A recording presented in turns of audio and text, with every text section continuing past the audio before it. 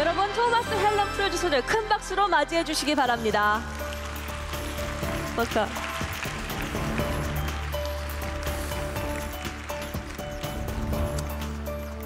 First of all, I want to thank you, the SBS, for being so curious that they invited me here to talk under the headline Curiosity. Because for us, making extremely long and apparently boring TV programs, curiosity is all about these 8 letters.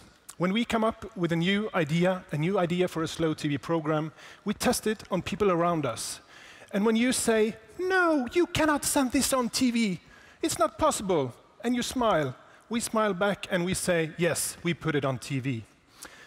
That's how people reacted when we said we want to sing the whole Norwegian hymn book from number 1 to 899, and we used 60 hours to sing the whole book. 60 hours of non-stop live TV. And it got your very friendly host, Jamin Park, so interested in slow TV that he traveled all the way from Korea to Norway to participate in the program and to sing one of the hymns and sing it in Norwegian.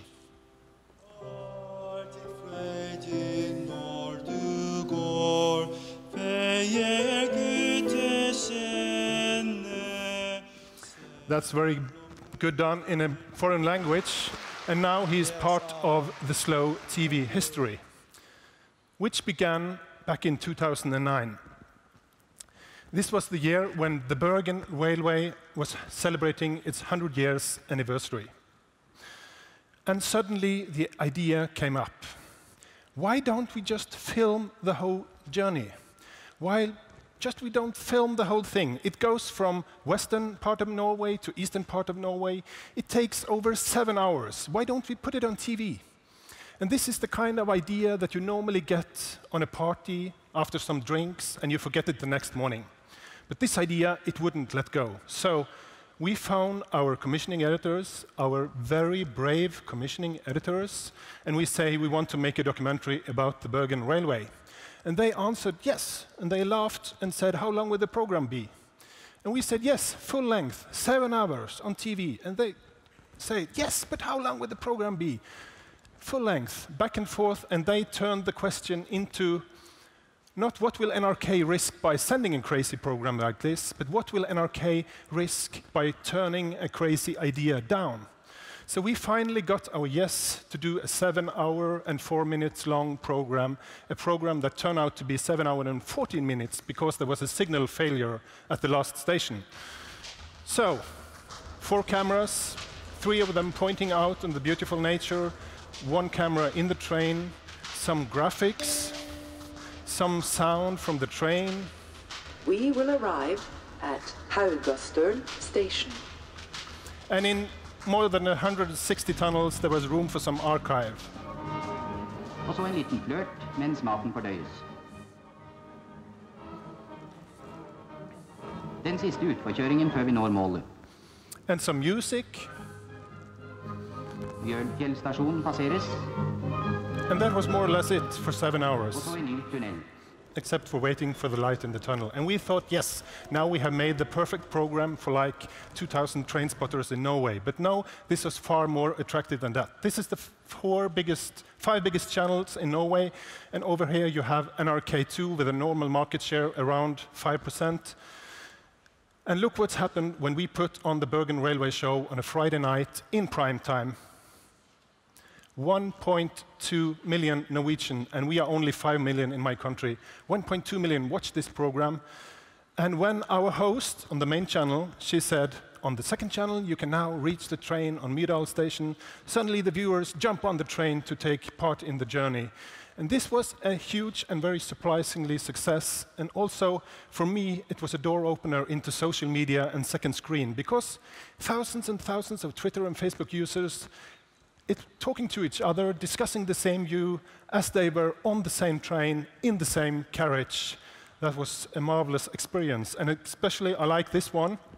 He's 76-year-old. He has seen the whole program. 2:30 in the night, he rises up to take down what he thinks is his luggage and realize he is in his own living room. So this was quite strong and engaging TV after all. And on that same night, when we transmitted the Bergen Railway show, the first Twitter message came to us: why be a chicken? Why stop at 8,040 minute by minute when you can exceed that to 8,040 minutes and do the iconic ship journey in Norway, Hurtigruten? It goes from my hometown, Bergen, all the way up north. It's more than 3,000 kilometers. It has a 120-year-old story, and it means a lot for life and death for the people living along the coast. So the week after the Bergen Railway show, I phoned the ship company and I said, can we do something crazy together? Because this time we wanted to do something different. The Bergen Railway show was a recorded show, and when we, at one of the stations, we had been spoken to a journalist, and when the train left one of the stations, this journalist goes in front of the train, and he takes this picture of us. And we sit in our editing room, and we see this picture, and we think, what if more people knew that we were on that train? How would it look like? Would more people show up? So we decided our next project, it has to be live. You have to be able to literally wave to the program as it sails by your TV screen. And we also wanted some more ideas, so half a year in advance of the program, we went out to our viewers and we asked them, what kind of program do you want this to be? What do you want us to film? What kind of music do you want? What kind of metadata? What kind of graphics? And we got some very good ideas back from our viewers, and we used it. So after 1 year of planning, 23 of us went on board the Hurtigruten coastal ship, and off we went.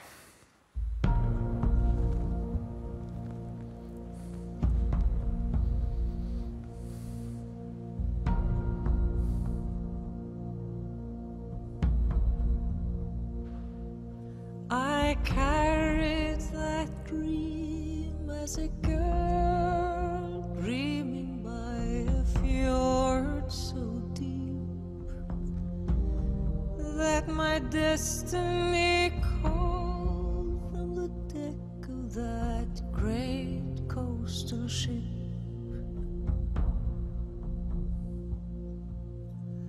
Always at evening when the ship hailed from far out at sea,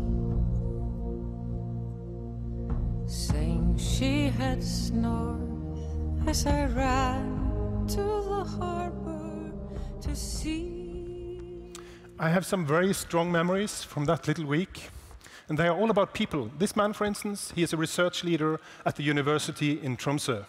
And it was people like him and people like Erik Hansen who really sort of took a grip of the program and really made it to what it was. Nothing of this was planned. It was the audience taking the program and really making the content with all the nice stories. Like Carl, for instance, he was supposed to be at school at 8 the next morning. He showed up at 9, and he didn't get a note from his teacher because the teacher had seen the show. So, how did we do this? We took the conference room in the coastal ship. We put all our TV equipment in there, video, mixer, 11 cameras, sound, everything, and it all works. It's fantastic. And then when I gave this sketch of a special camera I wanted, when I gave this to professionals in my company, you get something back that you really couldn't figure out to do yourself, and with some very creative solutions. Nå kjører det opp og ned. Denne drillen er Norges viktigste akkurat nå. Den styrer nemlig høyden på et avansert baukamera i NRKs liveproduksjon, og er et av 11 kamera som skaper fantastiske bilder fra MS Nord-Norge. Det er 8 tauer som holder dette stabilt. Jeg jobber jo bare med litt spesielle kameraløsninger og sånt, så det er jo bare et verktøy du bruker nå i en annen sammenheng enn det du pleier å bruke. And we used different cameras in different contexts, like this Cineflex camera. We used it to take pictures of dramatic situation and people far away from us. And this is live, so of course we have to wait and see if things are okay with a man, and luckily it was. It also made it possible for us to take pictures of people waving at us. people with mobile phones in their hands. And people get so extremely happy when you can take a picture of them and they hear, "Daddy, now you're on TV," and they can wave back and send a message to their loved ones in a different town, in a different city. And even Her Majesty, the Queen of Norway, decided to stop her royal ship and to wave to us, and Twitter couldn't quite handle that. So this was, again, an amazingly and surprise success, and we streamed more like 100 years of video during that little week, and it was seen in more than 148 countries around the world. Even in a tube station, subway station here in Seoul, you could watch the program, and some watched quite a lot. This guy, for instance, he's 82 years old, and he hasn't used his bed for more than 5 days. So again, this is the 4th biggest channel in Norway in June 2011.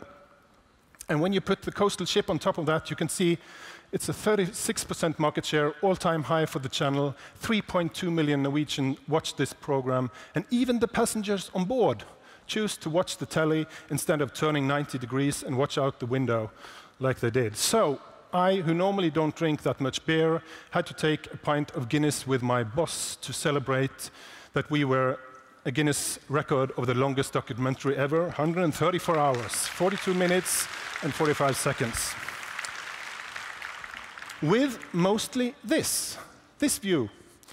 And I think slow TV stands out because this is so different to other TV planning. We take the viewer on a journey, and it's happening right here, right now. It's no producer who have cut away the boring parts. It's all there. You have to watch. And I think that the New York Times has catched our storyboard quite well.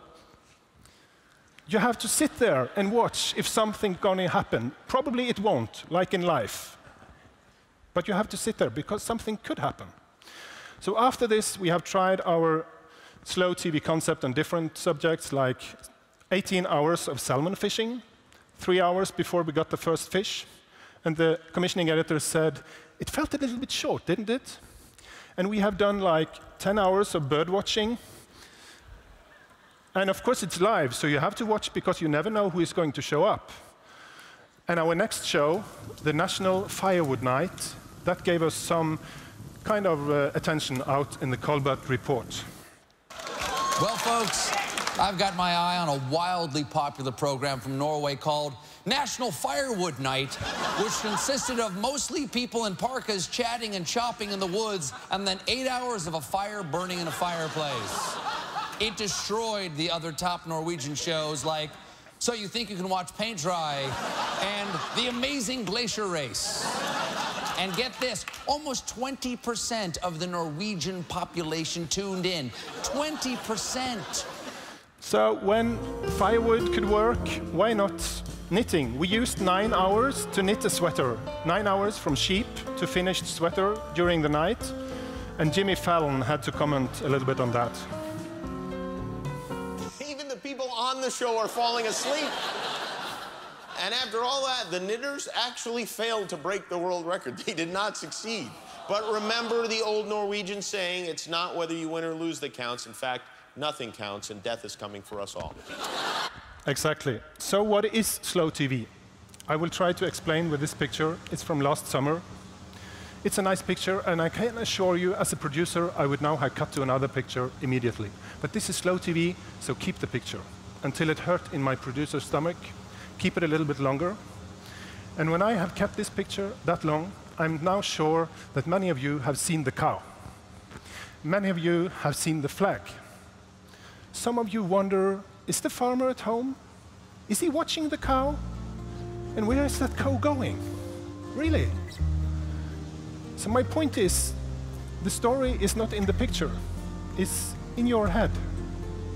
Some of you might even dream of your last vacation, looking to your friend and say, shall we go on another vacation together? And when you keep a picture like this, that long, it's also something other happens, that small things get important. Small things like, will the cow get through the fence? That's certainly important. And of course you have to wait and see, will the cow get through the fence? Yes, it did. So that's my point, and this is slow TV. We kept this picture for like 10 minutes. And we think that slow TV is a way of telling story that we can continue to do, not every Friday, but once or twice a year. So if you are an executive out there who are going to turn a crazy idea down, please don't do that. Let loose of control. That improves innovation, like it did for our former general director. So be curious, because life is best when it's a bit strange. 감사합니다.